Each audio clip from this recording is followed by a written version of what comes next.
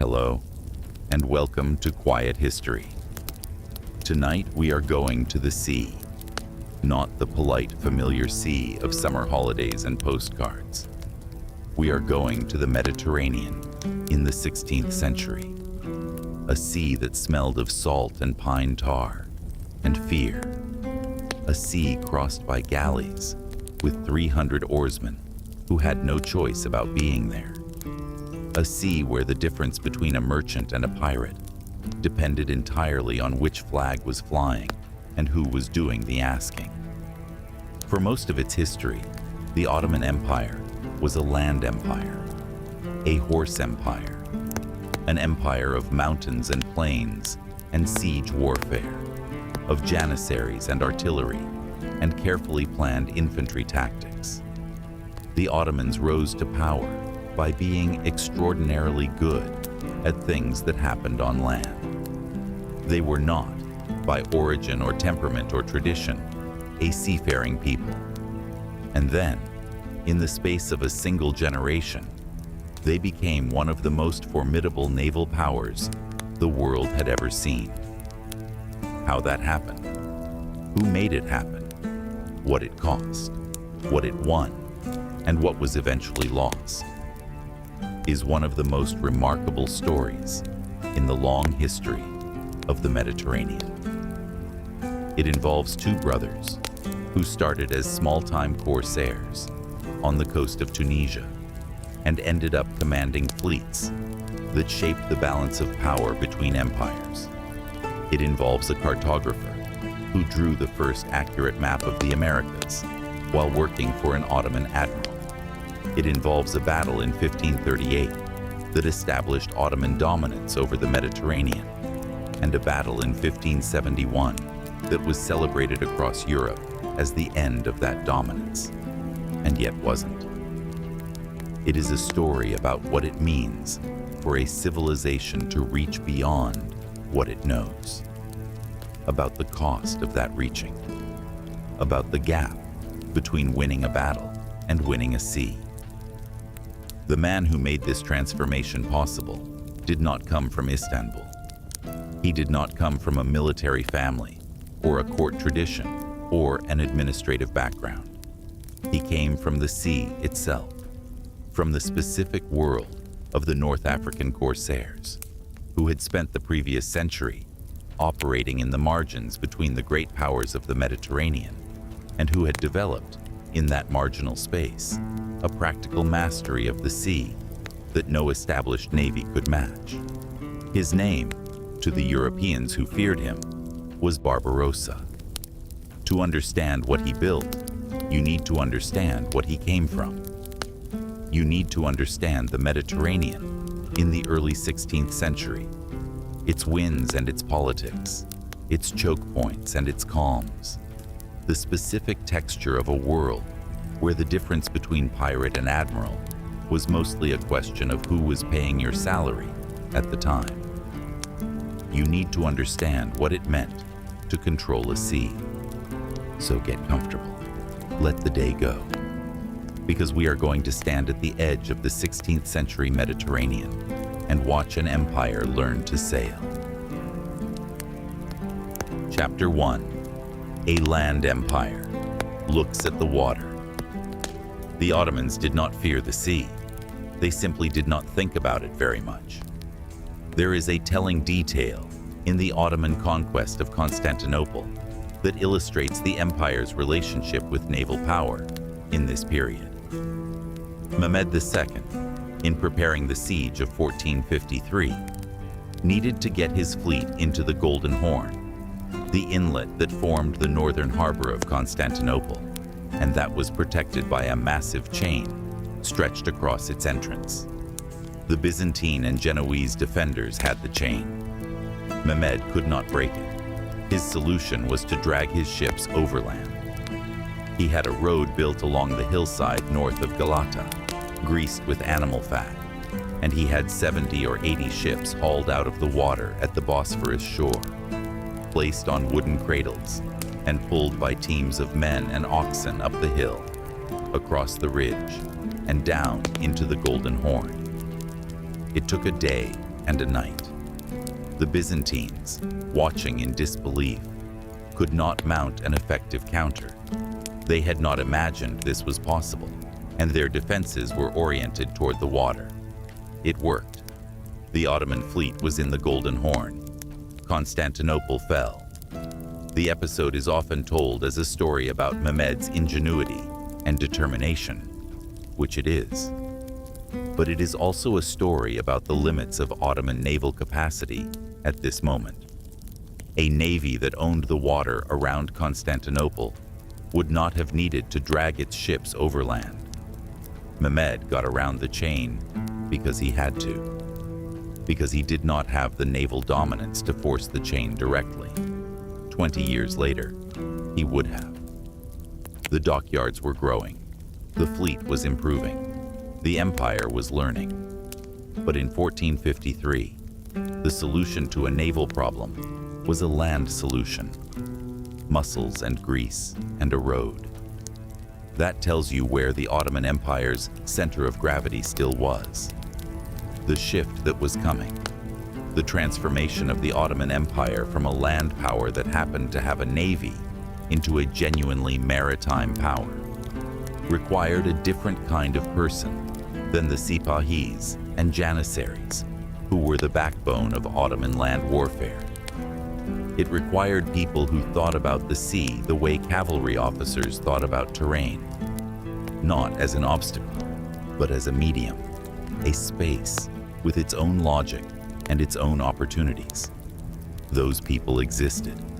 They were the corsairs of the North African coast, the Greek and Albanian sailors who crewed Ottoman galleys, the merchants of the Aegean who knew every current and every harbor, from Trabzon to Tunis.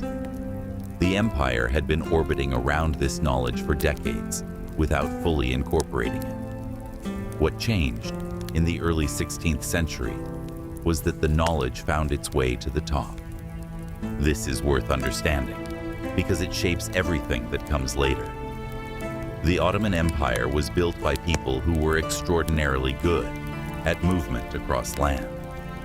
The early Ottoman state, in the late 13th and early 14th centuries, was a frontier principality in western Anatolia, one of several Turkish beyliks jostling for position in the aftermath of the Mongol invasions that had shattered the Seljuk Sultanate. What distinguished the Ottomans from their neighbors was not territory or wealth, but a particular talent for incorporating conquered peoples, for building administrative systems that worked, and for knowing when to fight and when to negotiate. They expanded westward into the Balkans in the 14th century with a speed that astonished their contemporaries. By 1389, they had won the Battle of Kosovo and effectively established control over Serbia. By 1393, Bulgaria.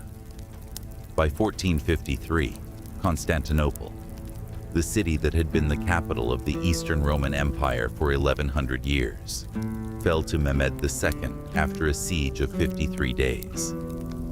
Throughout this entire period, the Ottoman relationship with the sea was secondary, necessary sometimes, important occasionally, but not central. The Aegean and the Marmara were unavoidable. You could not control the Balkans without some naval capacity, and the Byzantines were not going to let their supply lines be cut without a fight. The Ottomans built a navy of sorts, used it when they had to, and thought of it as a supporting arm for land operations rather than as an independent force.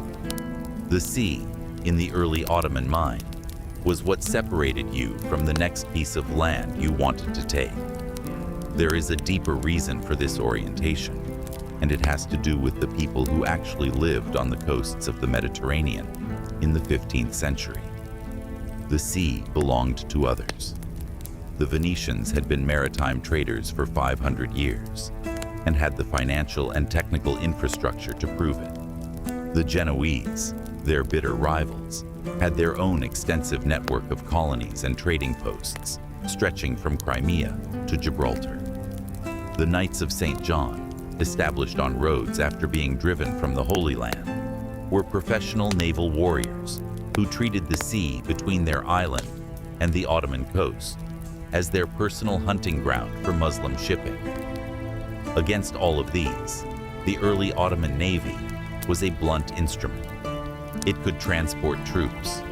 It could, with enough numerical superiority, overwhelm an opponent. But in the complex, technically demanding business of deep-water Mediterranean naval warfare, in tactics and seamanship, and the thousand practical knowledges that only come from generations at sea, the Ottomans were, in the 15th century, beginners. Mehmed II understood this. He had taken Constantinople, but the Venetians still controlled key ports along the Adriatic and Aegean coasts, and Venetian sea power was a constant constraint on what the Ottomans could do in the Western Mediterranean. He invested heavily in the navy, expanded the dockyards at Gallipoli and Istanbul, imported expertise from wherever he could find it, and fought a series of wars with Venice that were inconclusive precisely because Ottoman land power and Venetian sea power were too evenly matched in their respective domains. His successor, Bayezid II, built further. The dockyards at the Golden Horn became the largest in the Mediterranean. Hundreds of galleys were constructed. Captains were recruited from Greek communities along the coast, from Dalmatia, from wherever men with sea experience could be found, and given reason to serve the Ottoman flag. But there was still something missing. Technical capacity was not the same as naval tradition. Ships were built. The ships were not yet crewed by men who thought of the sea as their home. That changed when two brothers from the island of Lesbos, or possibly Rumelia, the sources disagree, decided that the coasts of North Africa were an opportunity and set out to make themselves masters of a sea that nobody had yet claimed. Their names were Oruç and Hayreddin Barbarossa, and they were about to change everything. The Ottoman Empire's relationship with the sea was, at the beginning of the 16th century, like a man who has learned that he can swim, but has not yet decided whether he loves the water. The decision, when it came, was made not in Istanbul by a sultan or an admiral, but on the beach at Tunis by a red-bearded corsair who understood something that the palace had not yet grasped. The Mediterranean was not simply a body of water. It was a system. It had currents and winds and choke points and seasonal rhythms that determined when fleets could move and when they had to stay in port. It had islands that served as bases, harbors that controlled trade routes, and straits that could be held against enemies by anyone with the right ships and the willingness to use them. Control the system, and you controlled the sea. The Ottomans had been treating the Mediterranean as a series of individual problems to be solved one by one. Oruç and Hayreddin Barbarossa, who had spent their lives on and around it, understood it as a single connected whole. That understanding was worth more than 100 warships. Before we can tell the story of what they built, we need to understand where they came from and why the sea made more sense to them than the land ever did. Chapter 2. Oruç and Hayreddin. Two brothers, one sea. Nobody agrees on exactly where they were born. The most commonly cited origin is Mytilene, on the island of Lesbos, which was Genoese until 1462, then Ottoman, which means the brothers grew up in a world where the border between Christian and Muslim, between Italian and Turkish, between one kind of authority and another, was a recent memory rather than an ancient fact. Other sources put their birthplace on the mainland of Rumelia, in what is now Greece. Their father was a potter, or a cavalryman, or a sailor, depending on which chronicle you consult. What is not disputed is that there were at least 4 brothers, that several of them ended up at sea, and that of the 4, 2, Oruç and Hayreddin, became famous enough that their story survived in multiple accounts from multiple languages, each telling a slightly different version of the same extraordinary rise. Oruç was the elder. He went to sea young, probably in his teens, working the trading routes of the Eastern Mediterranean. At some point, the details are murky. He was captured by the Knights of St. John and spent time as a prisoner, possibly as an oarsman on a galley, possibly in a dungeon on Rhodes.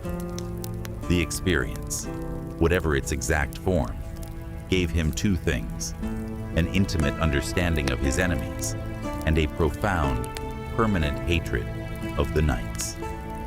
When he got free, he did not go home. He went corsairing. Corsairing in the 16th century Mediterranean was not exactly piracy in the way the word is usually understood, though it was related to it. A corsair operated under a letter of marque from some authority. In Oruç's case, initially from the Ottoman prince Turgut, governor of the coastal region of Antalya, which gave him theoretical legal standing to attack the ships of designated enemies. In practice, the distinction between a corsair and a pirate was philosophical at best. You attacked ships, you took their cargo, you ransomed their passengers or put them to the oar. The legality of what you did depended on the flag of the ship you attacked and the mood of the power whose name you were theoretically operating under. Oruç was very good at this. By the early 1500s, he had made himself a reputation along the coasts of Tunis and Algeria, known to the Spanish, who were his primary targets, as Hayreddin Barbarossa, Barbarossa, meaning red beard in Italian, after the distinctive copper-red beard that made him recognizable from a distance. Whether he was actually red-haired or whether the beard was dyed is another detail that the sources cannot agree on. Hayreddin joined his brother, and the partnership worked. Oruç was the fighter, brave, charismatic, reckless in a way that worked more often than it should have. Hayreddin was the organizer, the administrator, the man who thought about supply lines and winter quarters, and what would happen after the battle was won. They operated primarily out of the North African coast, from Tunis, from Djerba, eventually from Algiers.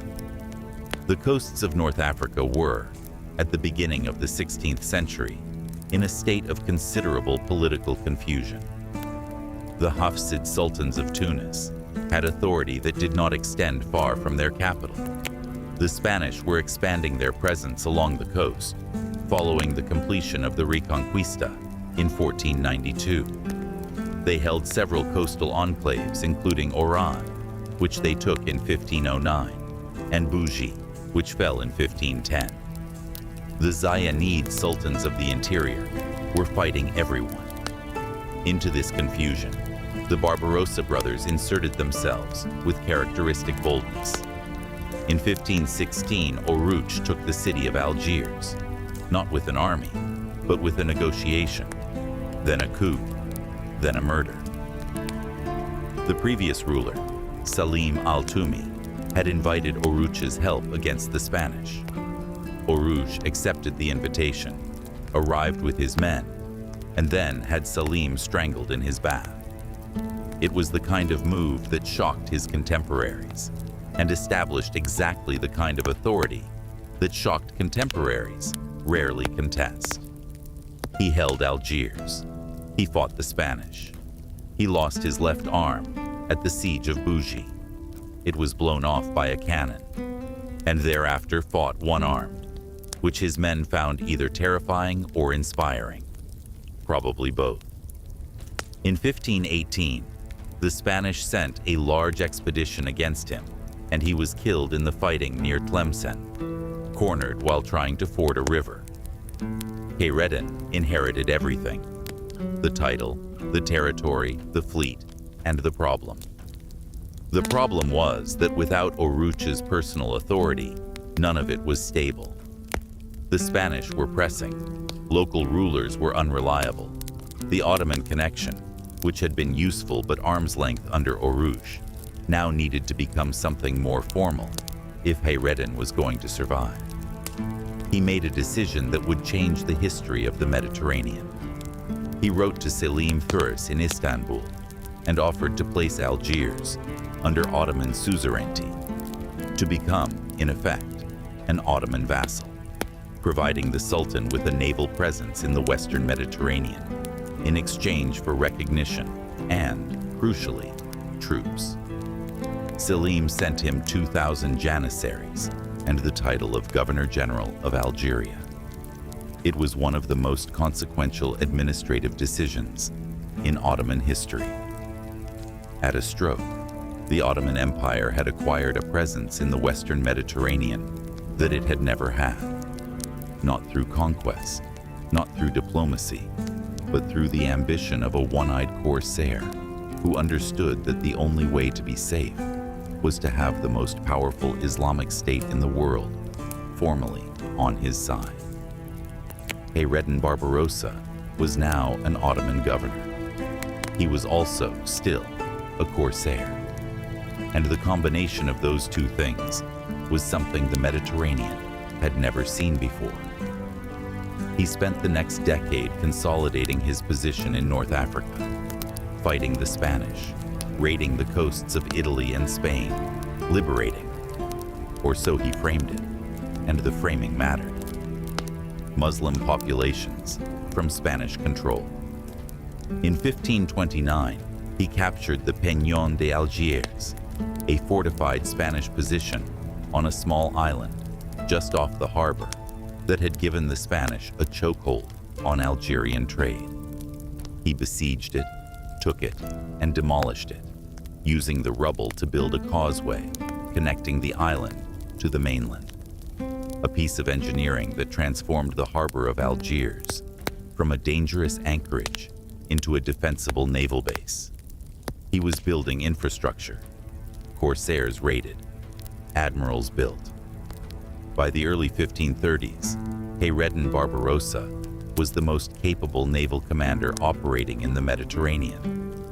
The question was whether Suleiman the Magnificent, who had succeeded Selim in 1520 and was in the process of building the Ottoman Empire into the largest state the Middle East had ever seen, was going to recognize that fact and what he was going to do about it.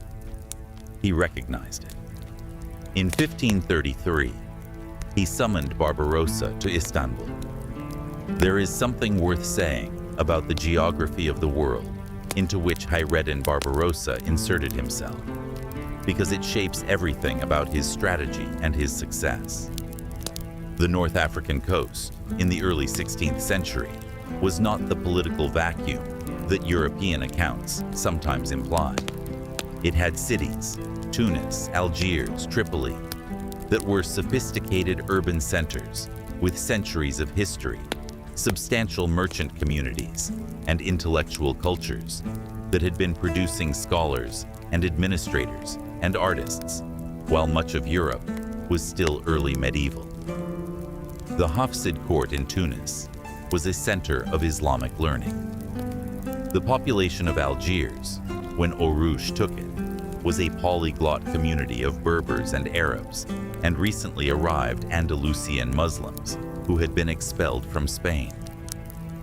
The Spanish expulsion of Muslims from the Iberian Peninsula, the culmination of the Reconquista, had produced a diaspora of people with specific skills and specific grievances. Many of them ended up on the North African coast, where they became a significant demographic and political force. They were literate, often skilled in trades and crafts, and they had very specific reasons for wanting to hurt Spain. The corsair enterprise that the Barbarossa brothers shaped drew heavily on this population, for crews, for pilots, for informants who knew the Spanish coast in intimate detail, because they or their parents had lived on it. This is why Barbarossa's raids on Spain were so uncannily precise. He was not operating in ignorance, attacking blind. He had within his network people who knew which ports had inadequate garrisons, which coastal towns had accumulated wealth, which sailing seasons left particular routes undefended. The information advantage was real, and it was built into the social structure of the diaspora communities that the Corsair enterprise served. When Hayreddin presented himself to Suleiman as a valuable Ottoman asset, part of what he was offering was this intelligence network. Not just ships and fighting men, but a web of knowledge about the Western Mediterranean that the Ottoman palace did not otherwise possess. The merger of Ottoman institutional resources with the Corsair intelligence network was, strategically, something genuinely new. Neither element was as powerful alone as they were combined. The Ottomans could build ships faster than any Corsair. The Corsairs knew where to use them. The meeting between the Corsair-turned-governor and the greatest sultan of the age is one of those moments that the sources describe with enough detail to feel almost cinematic. Barbarossa arrived with his fleet. He was received with honor. Suleiman appointed him Kapudan Pasha, Grand Admiral of the Ottoman fleet, and gave him command of the empire's entire naval force. The man who had started as a potter's son from Lesbos, who had lost his older brother to a Spanish sword in an Algerian river, who had built his reputation one captured ship at a time across the ports of North Africa. That man was now in command of the most powerful Islamic navy in the world. The years between Barbarossa's appointment as Grand Admiral in 1533 and the Battle of Preveze in 1538 were years of preparation, of the kind of sustained, unglamorous work that military historians tend to skip over in their eagerness to get to the battles. Barbarossa spent these years reorganizing the Ottoman fleet. He standardized ship types. He improved the supply and logistics systems. He worked on training, not just of the rowers, who were largely slaves and had no career in the Navy, but of the officers and specialists who needed to be able to do specific technical things under pressure. He also spent the years building alliances and intelligence. His network of corsairs, still operating under his informal authority, even while he held formal Ottoman command, gave him eyes throughout the Western Mediterranean. He knew more about the disposition of the Holy League fleet than its own constituent members knew about each other. When the Battle of Preveze came, Barbarossa was not improvising. He was executing a plan that he had been preparing for years. The tactical decisions he made on the day of the battle, the choice of ground, the timing of his attacks, the targeting of specific weaknesses in the Holy League formation, reflected an understanding of his opponent that had been built up over decades of operating in the same waters. This is what excellence looks like, in war as in everything else. Not genius in the moment, but prepared intelligence applied to a specific situation. Barbarossa was no more a genius than Turgut Reis or Piri Reis, or any of the other remarkable men who shaped the Ottoman Navy's golden age. He was a man who had spent 40 years learning his trade, and then had the opportunity to apply what he had learned at the highest possible level. He did not waste it. He had 5 years before his greatest battle. He used all 5 of them. Chapter 3. Preveze, 1538. Who rules the Mediterranean? There is a moment in the history of any conflict where the shape of what comes next becomes clear. For the 16th century Mediterranean, that moment was September 28, 1538, in the waters off the coast of Preveze, in what is now northwestern Greece.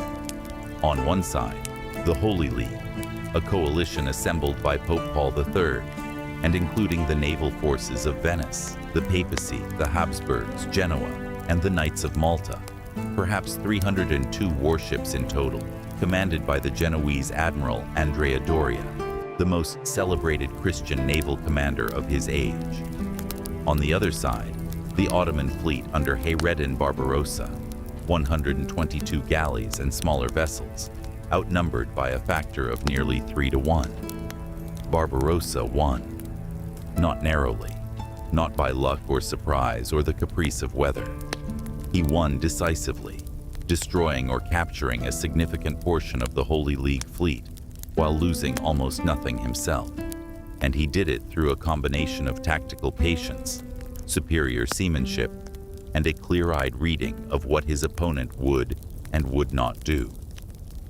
To understand Preveze properly, you need to understand what a galley battle looked like, because it was nothing like the broadside-to-broadside cannon exchanges that would come to define naval warfare in the following century.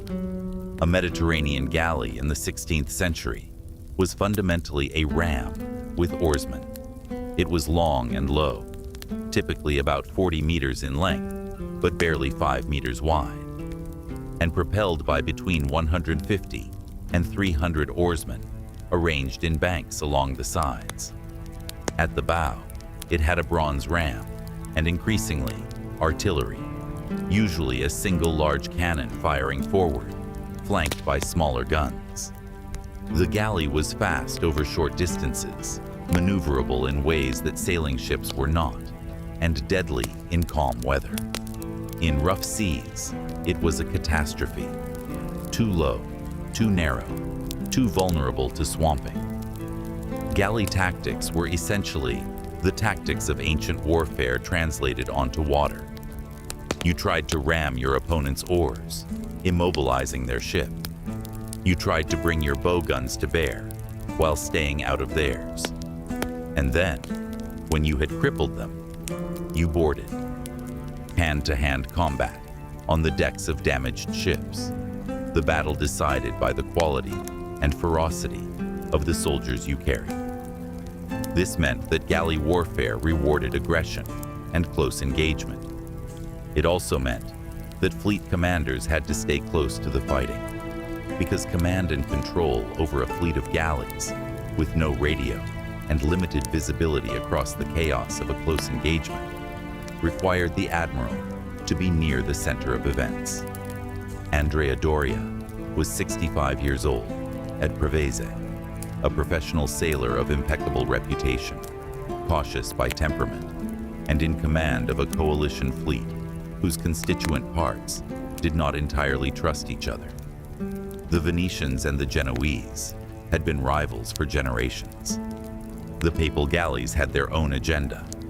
The Habsburg contingent was thinking about Spain's interests in the Western Mediterranean. Doria was trying to hold all of this together while also fighting. Barbarossa was 63, possibly 64.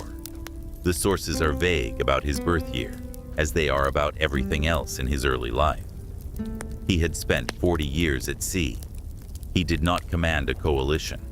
He commanded an Ottoman fleet, organized, disciplined, operating under a clear chain of authority, crewed by men who had trained together and fought together and knew what their admiral expected. On the morning of September 28th, the Holy League fleet emerged from the harbor of Preveze to find the Ottoman fleet waiting in the open water to the south. The engagement that followed lasted most of the day. Doria, recognizing that his advantage in numbers was offset by the scattered condition of his fleet and the difficulty of coordinating his allies, tried to avoid a close engagement, maneuvering to find a position from which he could attack advantageously rather than committing immediately. Barbarossa read this as hesitation and punished it. He attacked the isolated rear elements of the Holy League fleet, cutting them off from support. When elements of the League tried to come to their rescue, the coordination problems that had plagued the coalition from the beginning became acute. Ships got in each other's way, orders were misunderstood, and the tactical initiative stayed with the Ottomans throughout. By the end of the day, the Holy League had lost dozens of ships and perhaps 3,000 men. The Ottomans had lost a handful of vessels and a fraction of that number of casualties. Doria withdrew with the bulk of his fleet intact, but the battle's result was unambiguous. The Ottoman Empire controlled the Mediterranean. Not entirely, not permanently. Venice still held key ports. The Spanish still had their coastal enclaves in North Africa. The Knights of Malta were a constant thorn. But in the contest for dominance of the sea, for the ability to move armies and supplies and threaten coastlines without serious opposition, Preveze had established that the Ottoman Empire was the preeminent naval power in the Mediterranean world. That status would last for 33 years. The consequences were immediate and significant. The island of Crete, the most important Venetian possession in the eastern Mediterranean, was now genuinely vulnerable. The coasts of Italy and Spain were subject to Ottoman raids that the great Christian powers found themselves unable to prevent. In 1543, Barbarossa wintered his fleet at Toulon. The fleet of the most powerful Islamic empire in the world spent the winter in a French port because the French king Francis I had allied himself with Suleiman against their shared Habsburg enemy, and the alliance of a European Christian king with the Ottoman Sultan against other European Christian kings tells you everything you need to know about how the politics of the period actually worked. Ideology was for speeches. Geography and power were for decisions. There is something in the political aftermath of Preveze that illuminates the nature of Ottoman power at its height. The battle had been won. The Mediterranean was, in the relevant strategic sense, an Ottoman lake. What did Suleiman do with this? He used it primarily as leverage, as a way to shape the behavior of the other powers without having to fight them constantly. The French alliance, cemented by the arrangement that allowed Barbarossa's fleet to winter at Toulon in 1543, was a product of this leverage. France could be given an Ottoman naval presence in its waters because France was useful against the Habsburgs, and the Habsburgs were the primary obstacle to Ottoman expansion in the central Mediterranean. The Ottoman Empire's diplomacy in this period was sophisticated in a way that European accounts tend not to acknowledge. Istanbul maintained active diplomatic relationships with every major power in Europe: France, Venice, England, even the papacy, through various intermediaries. It monitored European court politics with a network of informants and merchants that gave it a reasonably accurate picture of what the Christian powers were doing and why.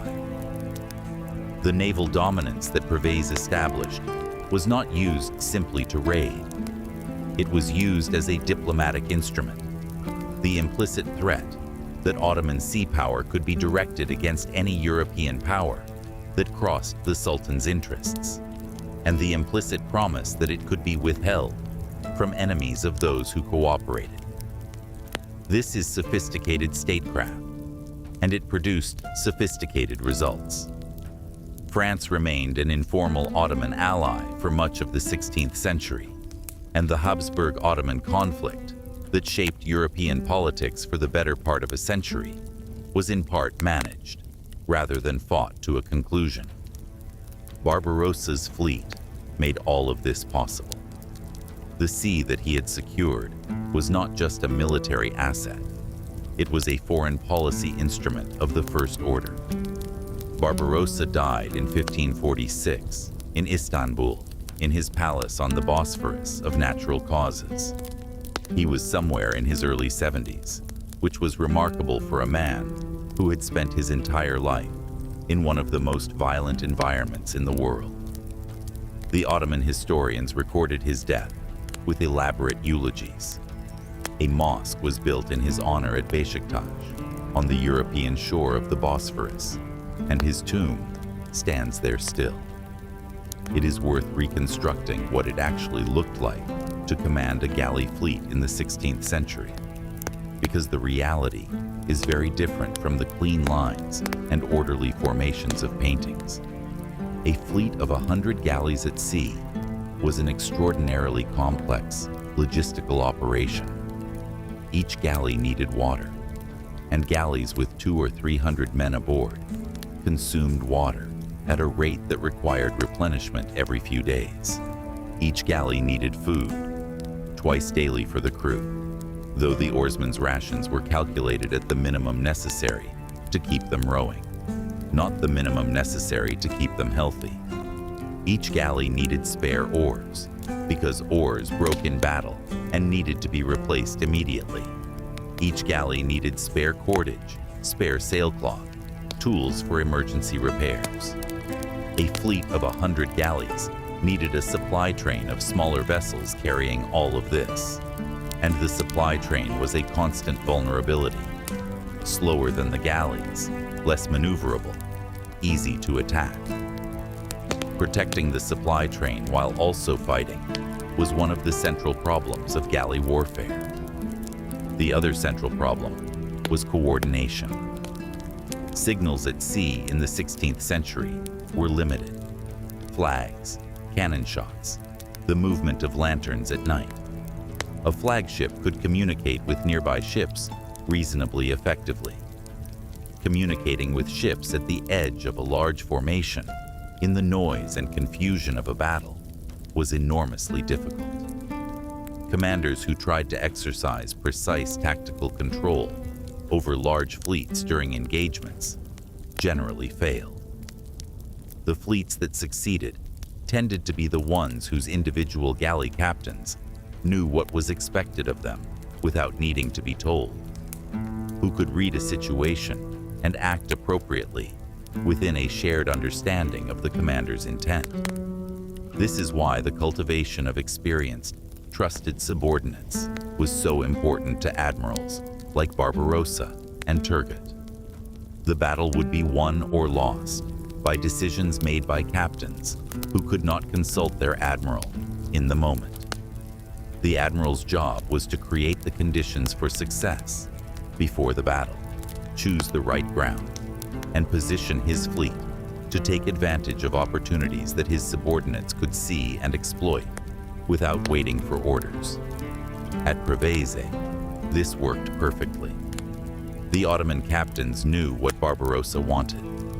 The Holy League captains, operating across the political and cultural barriers of a coalition, could not develop the same shared understanding in the time available. Andrea Doria was a great admiral in his own right. The fact that he lost to Barbarossa reflects not on his competence, but on the inherent disadvantages of coalition command against a unified enemy. The shift from a land empire to a maritime one required more than ships and admirals. It required a change in how the Ottoman state thought about the Mediterranean, from a barrier to be crossed or a problem to be managed, to an environment to be dominated. This shift in thinking is what Barbarossa provided, and it is worth understanding how rare it is. Most land powers, throughout history, have struggled to develop genuine maritime capacity, even when they had obvious strategic reasons to do so. The Romans, despite becoming eventually the undisputed masters of the Mediterranean, took centuries to develop a navy and never entirely stopped thinking of the sea as secondary to the land. The Mongols, the greatest land empire in history, never solved the naval problem. Their attempts to invade Japan ended in catastrophe partly because they did not know what they were doing at sea. The Ottoman case is different, and the difference is Barbarossa. He did not just bring expertise to the Ottoman Navy. He brought a culture, the culture of the North African corsairs, with its specific relationship to the sea, its specific knowledge of Mediterranean winds and currents and harbors, its specific way of understanding naval power as a thing that could be built and maintained and used strategically rather than simply deployed tactically. That culture was transplanted into the Ottoman system in 1533, when Suleiman made Barbarossa Grand Admiral. And for a generation, it produced results that neither element, the Ottoman state or the Corsair culture, could have achieved alone. He had given the Ottoman Empire the sea, not the ships. The ships existed before him and after him, but the knowledge and the confidence and the institutional memory of what a great navy could do.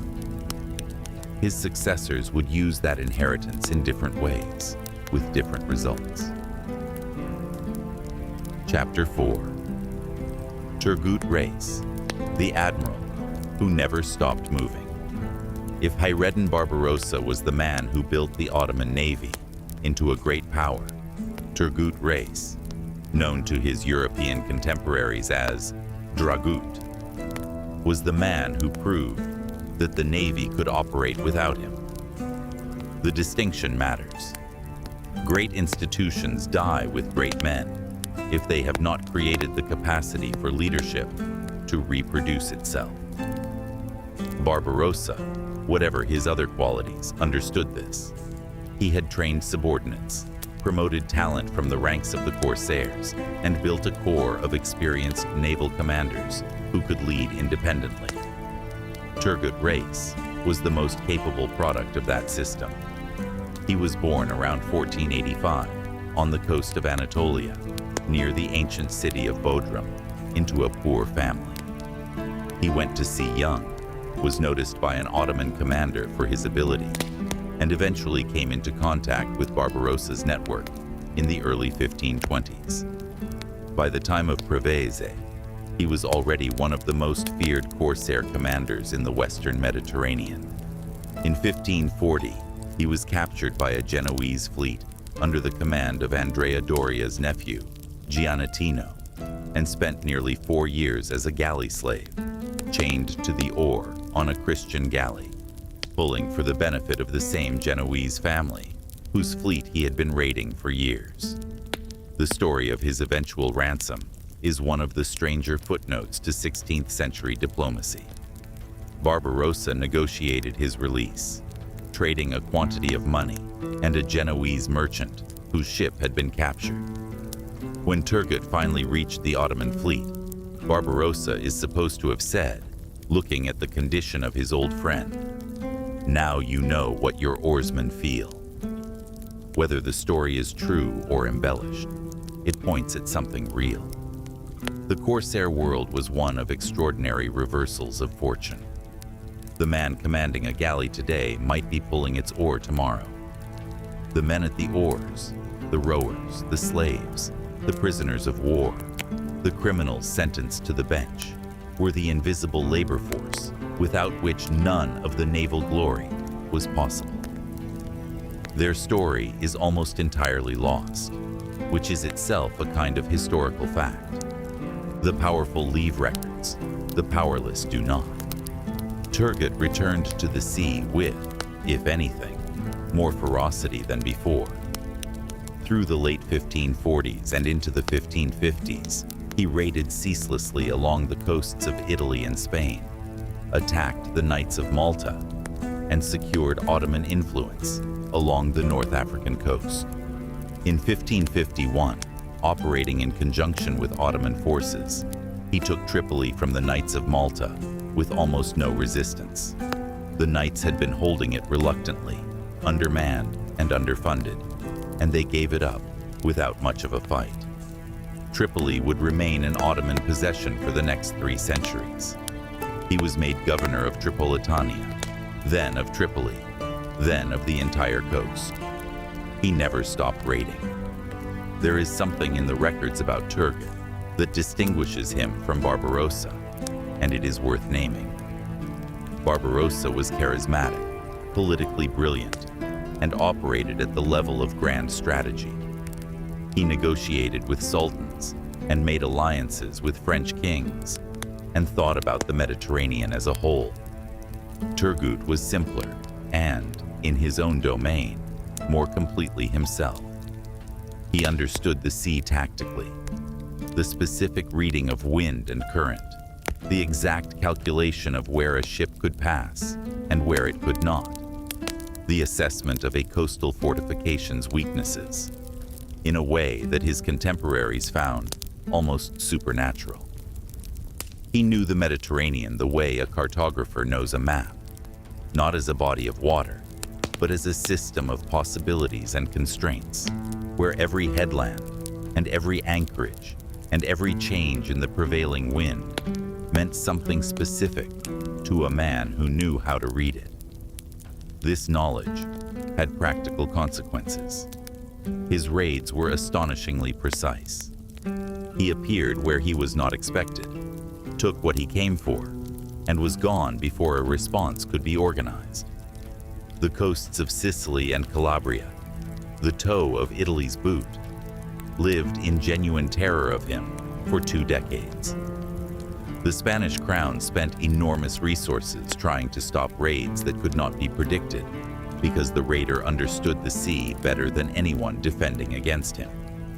There is a practical detail of galley warfare that the battle narratives tend to pass over, and it is worth examining because it illuminates the human cost of Ottoman naval power in a way that the victory accounts do not.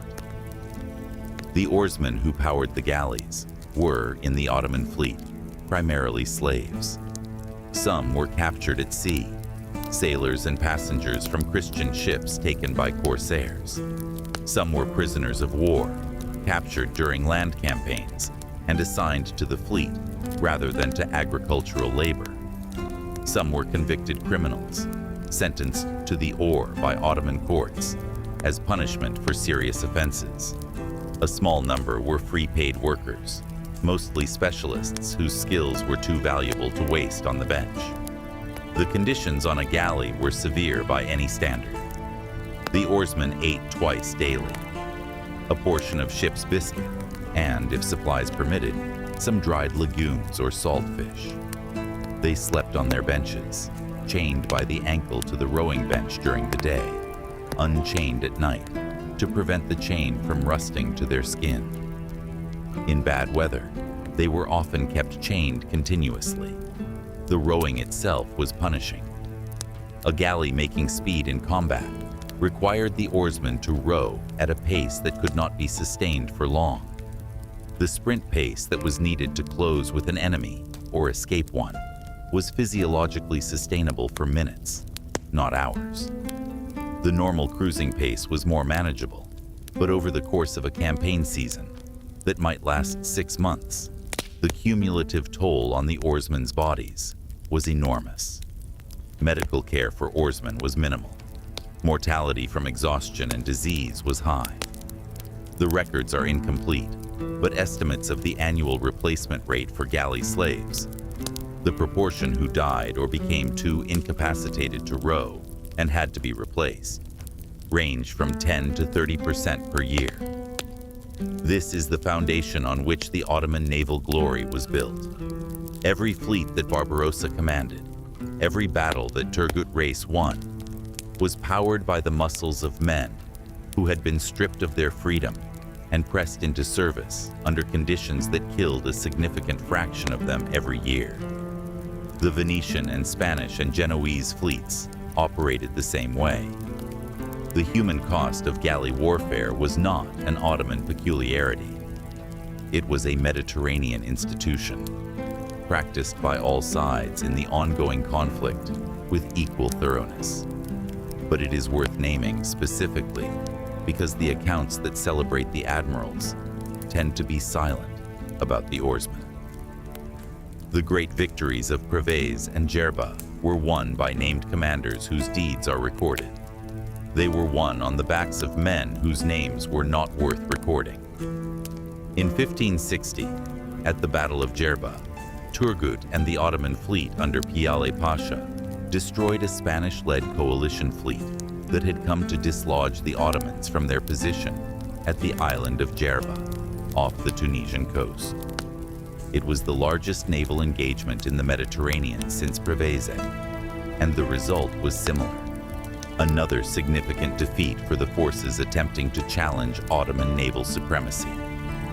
The years between Preveze and Lepanto, 1538 to 1571, are sometimes called the era of Ottoman Mediterranean dominance. It was not total. The Spanish and the Habsburgs continued to be formidable. Venice maintained its trading empire through a combination of diplomacy and naval capacity. But the Ottoman Navy, operating from a string of bases that ran from Istanbul along the North African coast to Algiers, could project force anywhere in the Mediterranean that it chose to project it. The costs of this projection were borne in large part by people who do not appear in the chronicles. The oarsmen who pulled the galleys were mostly slaves, captured at sea, taken in coastal raids, condemned by courts. The estimates of the numbers involved are staggering. Across the entire Mediterranean, in the 16th century, both sides in the ongoing conflict kept tens of thousands of men chained to oars on their galleys. They were property in the most literal sense. They died of exhaustion and disease in numbers that the records did not bother to count carefully. The naval glory of the 16th century was built on this foundation, and the foundation is worth remembering even when, especially when, the histories focus on the admirals and the battles. Turgut Reis died in 1565 during the Great Siege of Malta, struck by a cannonball fragment from a Maltese gun while supervising the siege operations from a trench. He was approximately 80 years old. He had been fighting for 60 years. The Ottomans failed to take Malta.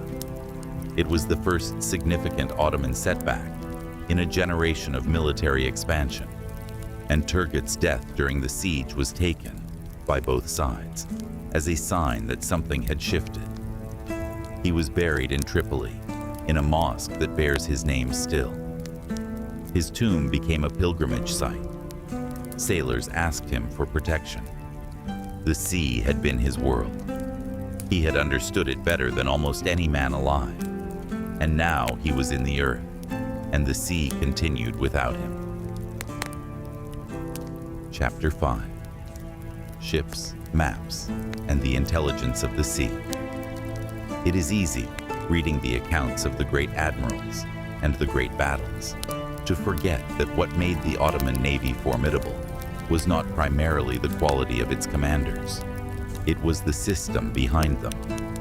The dockyards of Istanbul, the Tersane-i Amire, the imperial arsenal, were in the 16th century the largest shipbuilding facility in the world. The figures are almost impossible to visualize. At its peak, the arsenal could build and maintain more than 100 galleys simultaneously. Entire neighborhoods of workers surrounded it. Caulkers and carpenters and rope makers and sailmakers and blacksmiths, all organized into hierarchical guilds that transmitted their skills from generation to generation. The timber came from Anatolia and the Black Sea coast. The hemp for rope came from Bulgaria and Wallachia. The iron fittings came from the mines of Thrace. This was industrial production in an era before industrialization, and it was made possible by the Ottoman state's capacity to mobilize resources across a vast empire and direct them toward a single purpose. A 16th century Ottoman galley was a complex object. The standard type, the kadurga, was approximately 37 meters long and 5 meters wide at the beam, with 24 or 25 benches of oarsmen on each side.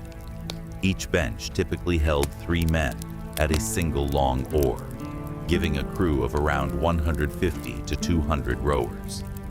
Above and beyond the rowers were the fighting men, janissaries and sipahis, who boarded enemy ships and defended against boarding, and the artillerymen, who served the bow guns.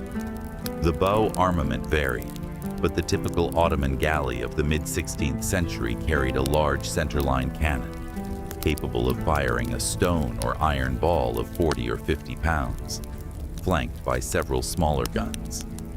This was more firepower than most Christian galleys of the same period, and it was one of the reasons that Ottoman galleys in the open water tended to do better in the initial exchange. There was also the bashlik, the foredeck, where the main gun was mounted, and which served as the primary fighting platform for the janissaries during a boarding action. Ottoman galleys were generally built higher in the bow than their Christian equivalents, which gave the boarding parties a slight height advantage. A small thing, perhaps, but in the chaos of a deck-to-deck fight, small advantages accumulate. The larger question of galley versus galleon, the shift from oar power to sail power that was gradually transforming naval warfare in the 16th century, was one that the Ottoman Navy was slower to navigate than the Atlantic powers of Spain and Portugal. This was partly a matter of geography. The Mediterranean, with its calmer waters and shorter distances, was galley country in a way that the Atlantic was not. A galley that was lethal in the light airs of a Mediterranean summer was a liability in the North Atlantic. The Spanish and Portuguese, building empires that required crossing oceans, had developed the sailing ship out of necessity. The Ottomans, whose naval interests were primarily Mediterranean, had less incentive to make the transition. This would matter later. At the time of Preveze and Djerba, it did not. What did matter, increasingly, was intelligence. The knowledge of where enemy fleets were, where they were going, and what they were carrying. The Ottoman intelligence system for naval purposes was surprisingly sophisticated. The network of corsairs who operated under Ottoman protection served not only as fighters, but as scouts, gathering information about Spanish and Venetian fleet movements and reporting it back through channels that terminated ultimately in Istanbul. And there was Piri Reis. The name means, essentially, Captain Piri. Piri was a title for a senior or experienced navigator, and the man who bore it in the early 16th century was one of the most remarkable figures in the history of cartography, though he is not nearly as well known as he deserves to be. He was born around 1470, probably in Gallipoli, into a naval family. His uncle was the corsair captain, Kemal Reis, who had operated in the Western Mediterranean under Barbarossa's predecessors and eventually entered Ottoman service. Piri served under his uncle, learned navigation and cartography, and began accumulating the knowledge that would eventually produce the works for which he is remembered. In 1513, he produced a world map, the first version of what is now called the Piri Reis map, that included a remarkably accurate depiction of the coastlines of Europe, North Africa, and what appears to be South America. The South American coastline on the map is drawn with a precision that has puzzled historians for generations. Columbus had only reached the Caribbean in 1492, and the exploration of the South American coast was still ongoing at the time Piri drew his map. Where did he get the information? His own annotation says that he used, among other sources, a map captured from a Spanish sailor, a map that he believed was based on Columbus's own charts. Whether this is accurate, and what exactly Columbus had mapped, and when, is a question that historians have not fully resolved. What is not in question is that Piri Reis had access to a network of information, geographical, military, navigational, that stretched across the entire Mediterranean and beyond. He produced a second map in 1528, showing the North American coastline with greater accuracy than most European maps of the same period. He wrote 2 editions of a comprehensive sailing manual, the Kitab-ı Bahriye, the Book of Navigation, that described the harbors, anchorages, currents, winds, and landmarks of the Mediterranean in detail that sailors found immediately useful. The book was not an academic exercise. It was a working document, the kind of thing a captain needed to have on board. He served as an Ottoman naval commander in the Indian Ocean and Persian Gulf in his later years, capturing Aden and Muscat and pushing Ottoman naval influence into waters far from the Mediterranean. In 1553, at approximately 80 years of age, he led a naval expedition into the Persian Gulf, capturing Hormuz. On his way back, he was caught by a Portuguese fleet and, after a difficult engagement, managed to escape, with the treasury and without most of his fleet.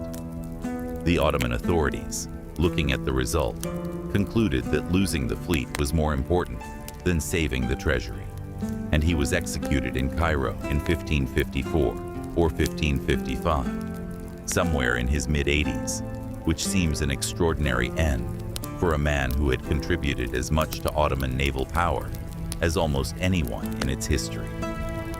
His maps survive. The first Piri Reis map was discovered in the Topkapi Palace in 1929 during renovations, folded up in a bundle of old documents that had not been opened in centuries. When it was unfolded and identified, it caused an immediate sensation, not just because of its historical significance, but because of that South American coastline, which continues to generate argument. The map is now one of the most famous historical documents in the world. The system that produced it, the network of corsairs and navigators and administrators who turned the sea into a kind of intelligence apparatus, is less famous and perhaps more impressive. Chapter 6. İnebahtı, 1571. The meaning of a defeat. On the morning of October 7, 1571, two of the largest fleets ever assembled in Mediterranean history met in the Gulf of Patras, off the western coast of Greece, near a place the Ottomans called İnebahtı and the Christians called Lepanto. On one side, the Holy League, assembled by Pope Pius V and commanded by Don John of Austria, the 24-year-old illegitimate son of the Holy Roman Emperor. The fleet comprised 206 galleys, plus smaller vessels, roughly 28,000 fighting men, and artillery on a scale that was unprecedented for a Mediterranean galley engagement. The Venetians, who had the most to lose from continued Ottoman naval dominance, had contributed the largest contingent. On the other side, the Ottoman fleet under the command of Ali Pasha, Muezzinzadeh Ali Pasha, with 216 galleys and perhaps 25,000 men. By numbers, the two fleets were roughly equal. In other respects, they were not. The Christian fleet had something new. Venice had recently begun building a vessel called the Galleass, a hybrid of galley and sailing ship, larger and higher than a standard galley, carrying artillery on multiple sides rather than just the bow. 6 Venetian galleasses anchored the center of the Holy League line, and they carried a weight of firepower that the Ottoman fleet had not encountered before. The battle lasted about 4 hours. When it was over, Ali Pasha was dead, his head on a pike at the bow of the Venetian flagship. More than 200 Ottoman galleys had been sunk or captured. Somewhere between 20 and 30,000 Ottoman sailors and soldiers were dead. Roughly 12,000 Christian galley slaves, most of them captured over the previous decades of Ottoman naval raids, were freed from the oars of captured galleys. The response across Christian Europe was extraordinary. Church bells rang from Venice to Madrid. Poems were written, paintings commissioned, medals struck. The Battle of Lepanto was celebrated as the greatest Christian naval victory in centuries, the proof that Ottoman power could be stopped, the salvation of Christendom from the inexorable advance of the Turk. There is a personal detail about Cervantes and Lepanto that deserves a moment. He fought on a galley called the Marquesa in the thick of the engagement, and he was sick when the battle began. running a fever that should have put him below decks, in the care of whatever passed for a ship's doctor. He refused to stay below. He asked to be stationed at the most exposed position on the ship, and when the battle was over, he had been hit by 3 arquebus balls, and his left hand had been permanently crippled. Later in life, he wrote about the battle with the mixture of pride and clear-eyed honesty that marks his best writing. It was the greatest event he had witnessed, and also an event whose significance he understood was complicated by everything that happened after. He knew that the Ottoman fleet had been rebuilt. He knew that Cyprus was gone. He knew that the jubilation across Christendom was, at least in part, premature. And then, 4 years later, sailing home from a subsequent campaign, his ship was captured by Algerian corsairs, the descendants, in a sense, of Barbarossa's world, and he spent 5 years as a slave in Algiers, waiting for a ransom that his family could barely afford.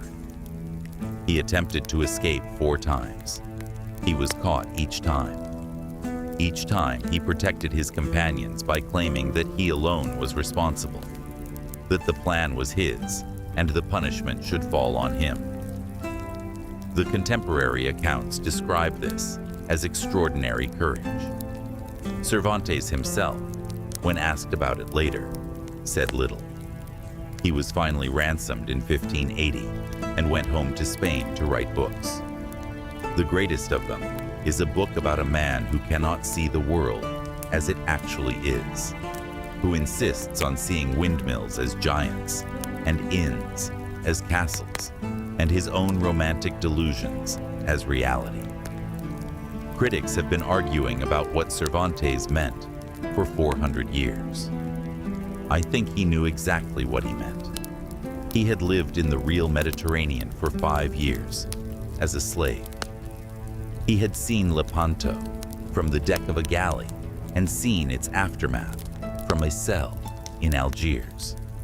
He understood, from the inside, the gap between the story that civilization tells about itself and the thing that civilization actually does. Don Quixote is a book about that gap. It is also, among other things, a product of the Ottoman Mediterranean, of the specific experience of being on the wrong side of the naval power that the Ottoman corsair system represented. Miguel de Cervantes, who would later write Don Quixote, was 24 years old and fought at Lepanto on a Spanish galley. He was shot 3 times, lost the use of his left hand, and later wrote that the battle was the greatest occasion that the centuries have seen. And then something curious happened. The Ottoman Empire rebuilt its fleet. Not slowly, not reluctantly. Within a year of Lepanto, the Ottomans had launched more than 150 new galleys from the Istanbul dockyards. Within 2 years, the fleet had been restored to something approaching its pre-Lepanto strength. The Grand Vizier Sokolu Mehmed Pasha is supposed to have told the Venetian ambassador, "By your victory at Lepanto, you have shaved our beard. A beard that is shaved grows back stronger. By our capture of Cyprus, we have cut off your arm.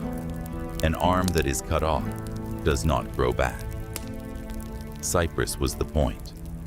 While the Battle of Lepanto was being fought and celebrated, the Ottomans had completed the conquest of Cyprus, the large, strategically critical island that had been a Venetian possession for nearly a century and was the foundation of Venetian power in the eastern Mediterranean.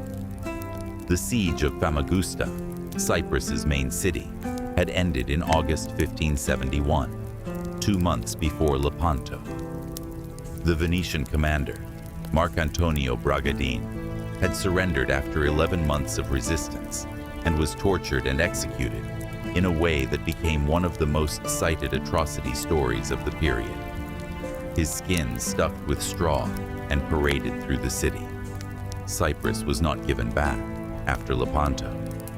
Venice, for all its celebration of the great victory, had to acknowledge eventually that the island was gone.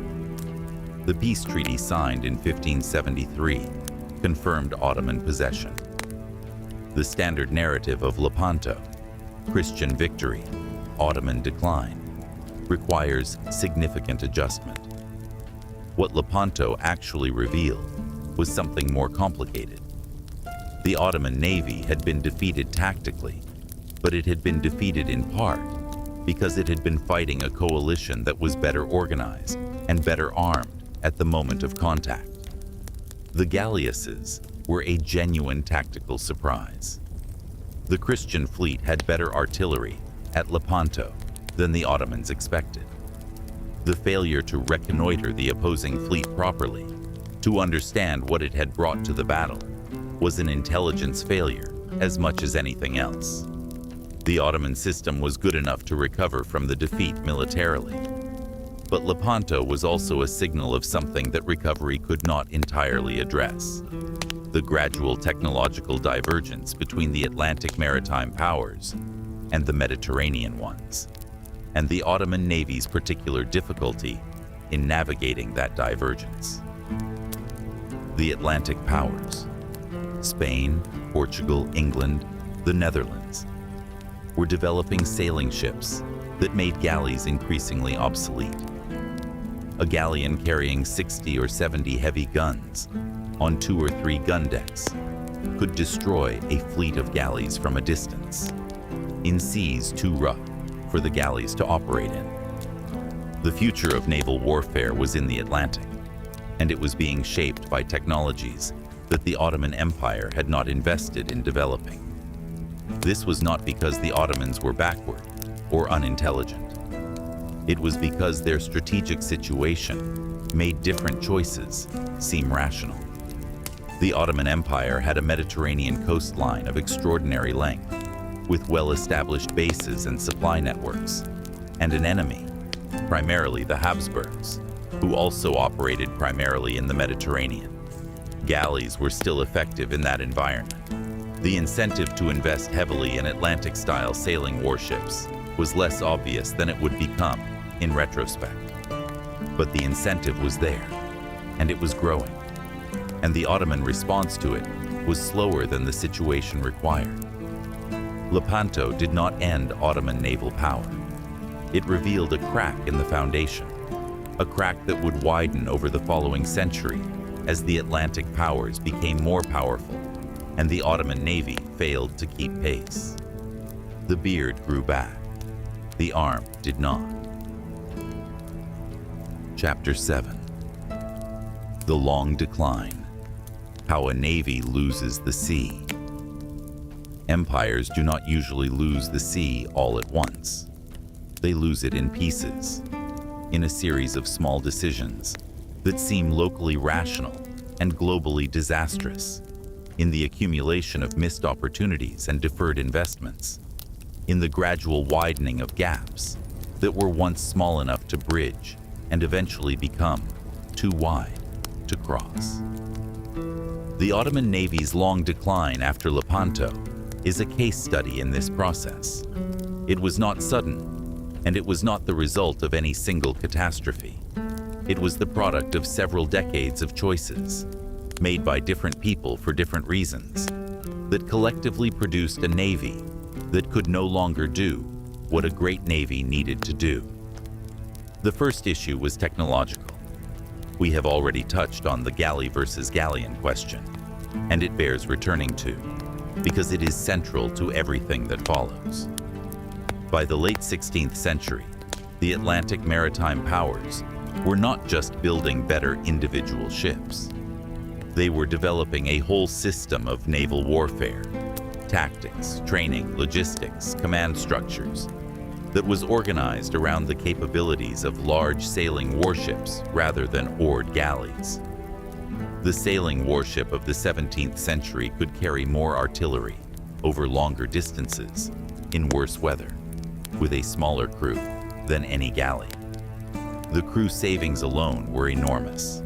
A galley with 200 oarsmen could carry, at most, 100 fighting men. A sailing warship of comparable tonnage could carry far more artillery and far more soldiers with a crew that was a fraction the size.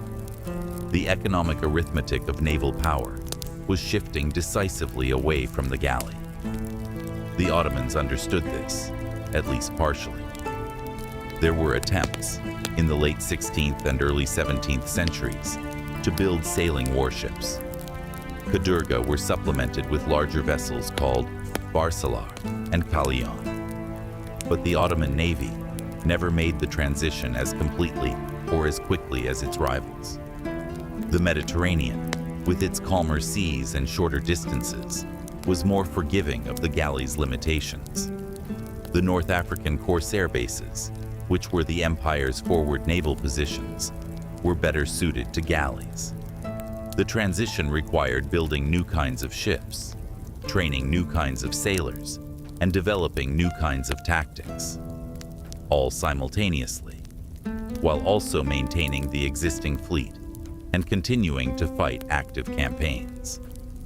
The transition was slow and incomplete, and the gap it left was exploited. There was also the question of money. Naval power is expensive in a very specific way. It requires continuous investment even in peacetime. Ships rot, rigging decays, artillery needs replacing, sailors need to be paid and trained, whether or not they are fighting. An empire that invests heavily in its navy during wars and cuts back in peacetime tends to find itself starting each war with a navy that is less capable than it was at the last one.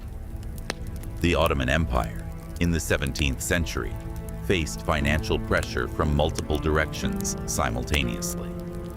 The long wars with the Habsburgs in Hungary and with the Safavids in Persia absorbed enormous resources. Inflation, caused partly by the influx of New World silver into global trade networks, eroded the purchasing power of Ottoman revenues. The empire was not collapsing. It was still, by most measures, one of the most powerful states in the world. But it was stretched, and the navy, which was expensive and whose benefits were less immediately visible than those of an army in the field, suffered accordingly. Then there was the problem of leadership. Barbarossa and Turgut Reis had been products of a specific environment, the North African corsair world, that produced men with a particular combination of qualities: deep practical knowledge of the sea, personal physical courage, and a kind of freelance entrepreneurial energy that was not reliably produced by the regular mechanisms of Ottoman bureaucracy. Their successors were, on the whole, more bureaucratic and less remarkable.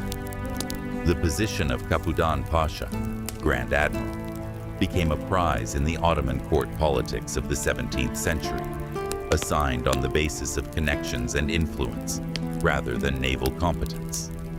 Several Kapudan Pashas of the 17th century had limited or no sea experience when they were appointed.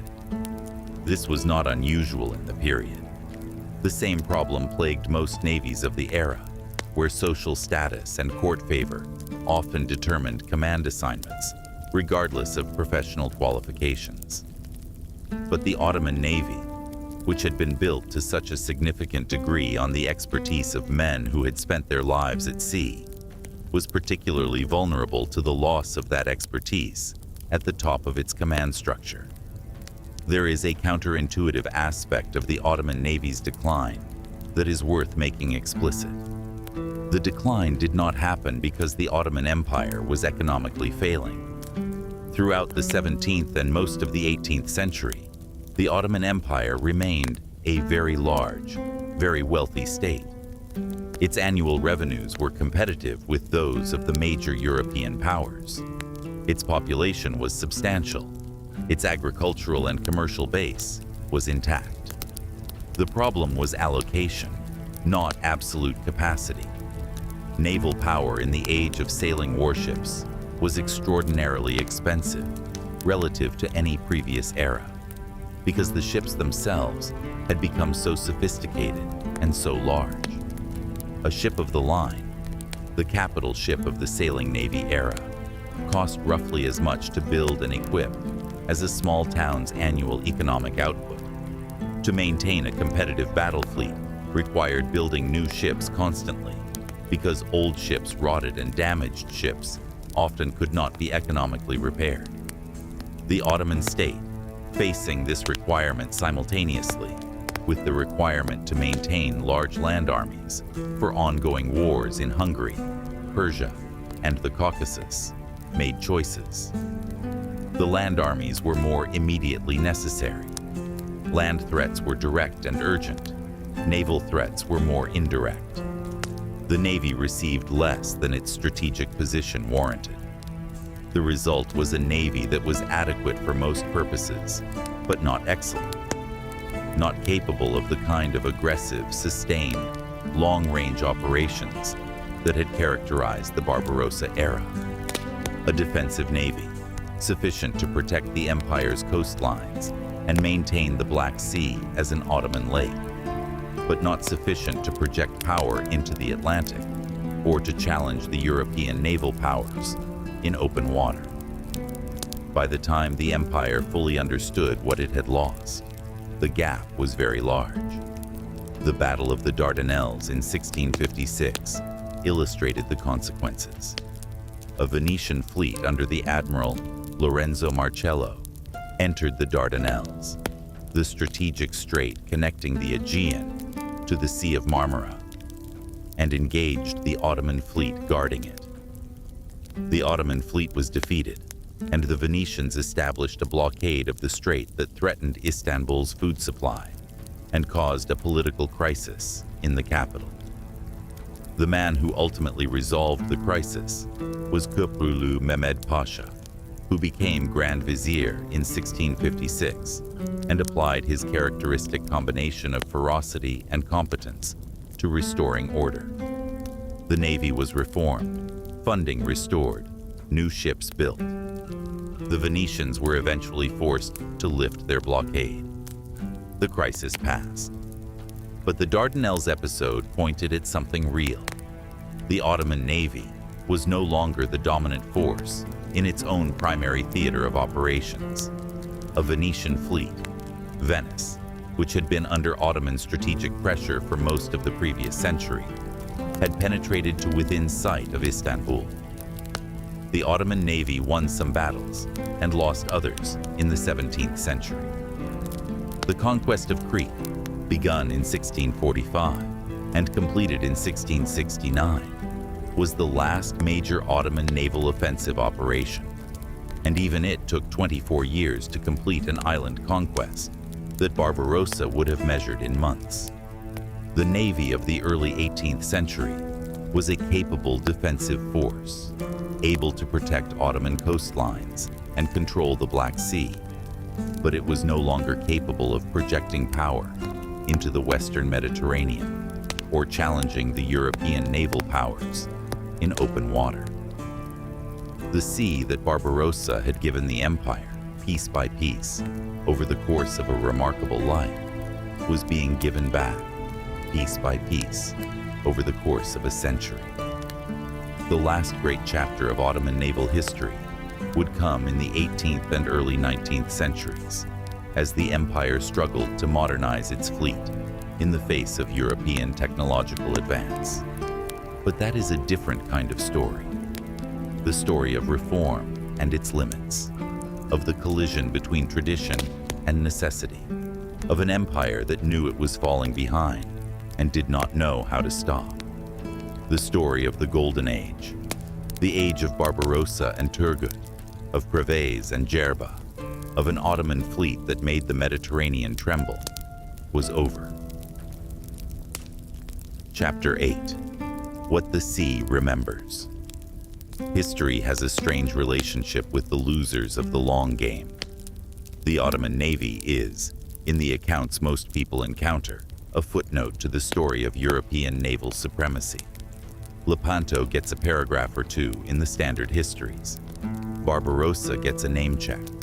And then the story moves on to Drake and Nelson and Trafalgar, to the Atlantic powers and their global dominance, to the story of how Europe came to rule the oceans of the world.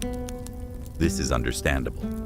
History is usually written from the perspective of whoever ended up on top. and the story of European maritime dominance over the last 4 centuries is real and consequential and well documented. But it leaves out things that are worth knowing. It leaves out the fact that for most of the 16th century, the greatest naval power in the world was not Spain or Portugal or Venice or England. It was the Ottoman Empire. It leaves out the fact that the map of the Atlantic coastlines, which shaped European understanding of the New World in its earliest years, was drawn in part by an Ottoman admiral working from a synthesis of information gathered across the empire's intelligence networks. It leaves out the fact that the Corsair world of North Africa, the world that produced Barbarossa and Turgut and their successors, was itself a product of the Reconquista, of the expulsion of Muslims and Jews from Spain in 1492, of the traumatic displacement of people whose skills and knowledge the Ottomans had the intelligence to absorb rather than waste. The Ottoman Navy was, in this sense, a product of the Mediterranean's own diversity. It was crewed by Greeks and Albanians and North Africans, and converted Christians and renegades from half the nations of Europe. Its admirals were often men of mixed heritage operating in the border zones between civilizations. Its knowledge was accumulated from sources that crossed every religious and cultural boundary the period recognized. This is worth holding on to. The 16th century Mediterranean was not a simple contest between Islam and Christianity. It was a more complicated world in which pragmatic alliances and commercial interests and individual ambitions regularly cut across the religious categories that the propagandists on both sides preferred to emphasize. The French king allied with the Ottoman Sultan against the Habsburgs. The Genoese traded with the Ottomans while their warships fought Ottoman galleys. Venetian merchants continued doing business in Ottoman ports throughout periods of official war.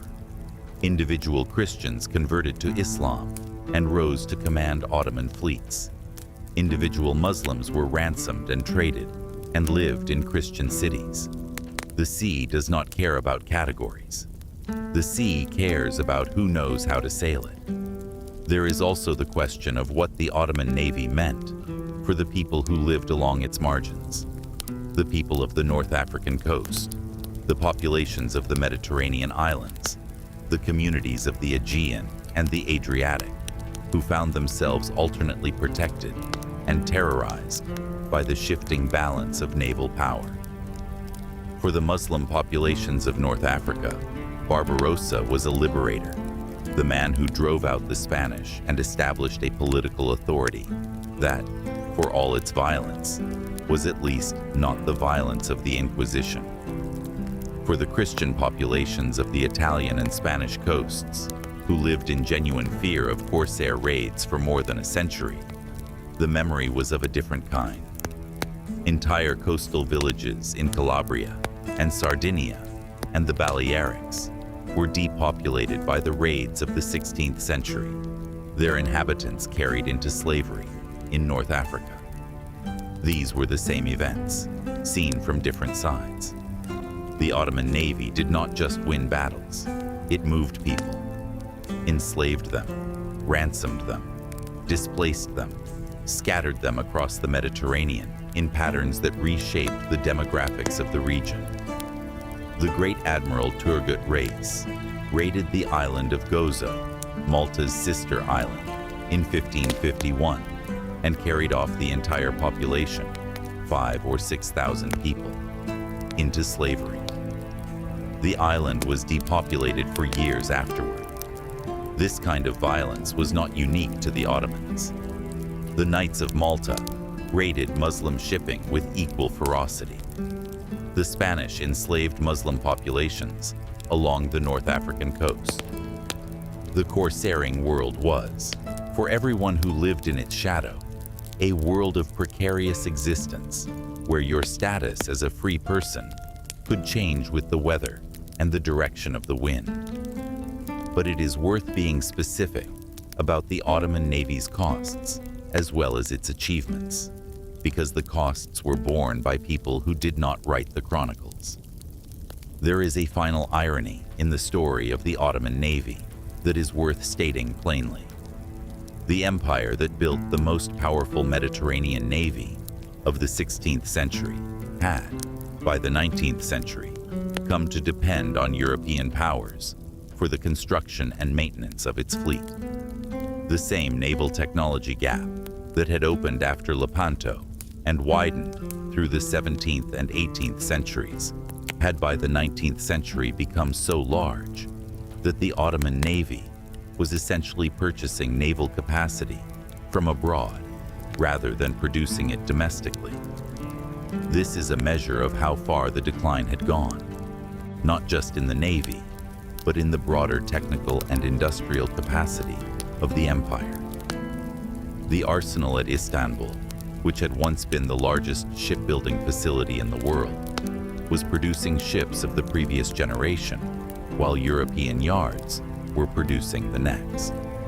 The reform efforts of the 19th century, the Tanzimat period and after, included substantial investment in the Navy, with European advisors, European designs, and eventually, European-built ships. The fleet that the Ottoman Empire took into the First World War was a mixture of domestically produced older vessels and German-supplied modern ones. It fought creditably in some engagements and badly in others, as navies do. The point is not that the Ottoman Navy failed. The point is that the story of the Ottoman Navy is the story of an extraordinary achievement, followed by an equally extraordinary erosion, and that the erosion was not inevitable.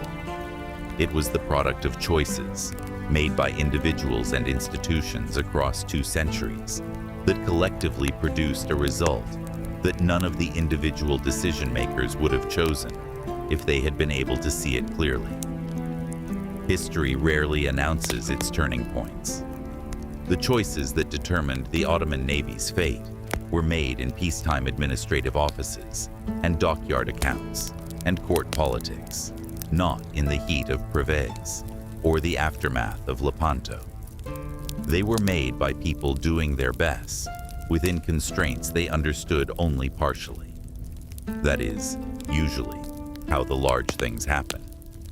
The tomb of Hayreddin Barbarossa stands at Beşiktaş, on the European shore of the Bosphorus, where the ships going in and out of Istanbul can still be seen from the windows. It is a modest building by the standards of the people it commemorates. A domed structure, well maintained, with an inscription recording the deeds of the Admiral who gave the Ottoman Empire its sea. The tomb of Turgut Reis is in Tripoli, in a mosque compound that his own patronage helped establish. It is still a place of local devotion.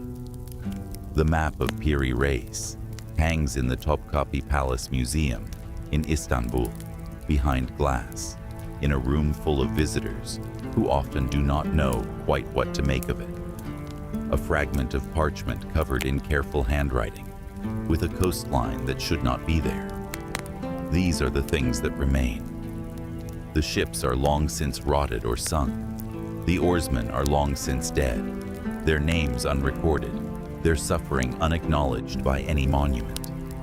The system that built and crewed and sustained the Ottoman Navy, the dockyards and the guilds and the supply networks, and the intelligence apparatus, has been replaced by other systems, in other centuries, for other purposes. What remains is the story. And the story says that once, for a generation and more, the Mediterranean was an Ottoman sea. Not entirely, not permanently, but really, in the sense that matters. The Ottoman Navy could go where it chose, and others moved out of the way. That is not nothing. In the long history of human power, it is actually quite a lot. The sea, of course, remembers nothing. It goes on as it always has, moving under the same winds, between the same coasts, carrying the same mixture of trade and ambition and ordinary human life, that it carried when Barbarossa's galleys rode at anchor off Algiers, and Turgut's fleet appeared out of the morning haze off the Calabrian coast. But we remember, or we can. That is the work that history does, and it is worth doing carefully. So we come to the end of a story that is really several stories braided together. The story of two brothers from Lesbos who looked at a sea that nobody controlled and decided to control it. The story of an empire that was built on land and learned, in a single generation, to think about the water. The story of a naval system that was, for the better part of a century, the most powerful in the world, and of how it slowly lost that position to forces it did not fully understand in time to counter them. There are things in this story that are genuinely impressive, and things that are genuinely terrible, and often they are the same things viewed from different angles. Barbarossa was a brilliant commander and a ruthless man. The Ottoman Navy brought security to Muslim populations along the North African coast, and terror to Christian populations along the Italian and Spanish coasts. The galley slaves who rode the fleets of both sides experienced neither the security nor the terror, but only the chain. History does not simplify easily. The 16th century Mediterranean was a world of enormous violence and enormous achievement, of borders that moved and identities that shifted, and knowledge that traveled across every barrier that the ideologues tried to maintain. The Ottoman Navy was a product of that world and a shaper of it, not a separate thing that can be extracted from its context and evaluated in isolation. What I find worth holding on to, sitting here at the end of a long journey through these waters, is something more specific. Hayreddin Barbarossa was somewhere in his 60s when he won the Battle of Preveza. He had spent 40 years at sea, had lost his brother, and been captured and freed and built and lost and rebuilt. He knew the Mediterranean, the way the Mediterranean itself knows itself, not as an abstraction, but as a particular thing, with particular winds and particular currents and particular dangers at every headland. He had that knowledge because he had earned it the hard way. And when Suleiman called him to Istanbul and made him Grand Admiral, what the Sultan was doing, perhaps without fully understanding it, was importing not just a capable officer, but an entire way of knowing the sea that the empire had not previously possessed. You cannot build a great navy by building ships. You build it by building the people who know how to use the ships. Barbarossa was that knowledge made flesh. And when the knowledge died with him and Turgut, and the generation they had trained, the ships remained, but something essential was gone. This is a lesson that applies well beyond navies. Institutions are not their buildings or their budgets. They are their accumulated expertise. The things that people know how to do, that are passed from teacher to student across generations, that cannot be written down completely, but only demonstrated and absorbed. When that transmission breaks, the institution breaks, even if the formal structure remains standing. The Ottoman Navy did not fall overnight. It fell over a century as the knowledge thinned and the investment wavered and the world outside changed faster than the institution could follow. That is a familiar story. It applies to more things than admirals and galleys. Sleep well tonight, if you can. There is water out there, the same water that Barbarossa's ships crossed, the same water that Reis mapped, the same water that Turgut Reis sailed until he was 80 years old, and then stopped because a piece of metal from a Maltese cannon ended what the sea itself never had. It goes on regardless. It has always gone on regardless.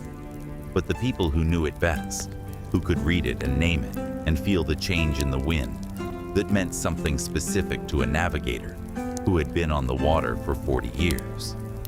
Those people are worth remembering, even now, especially now. Thank you for spending this evening with Quiet History. Until next week.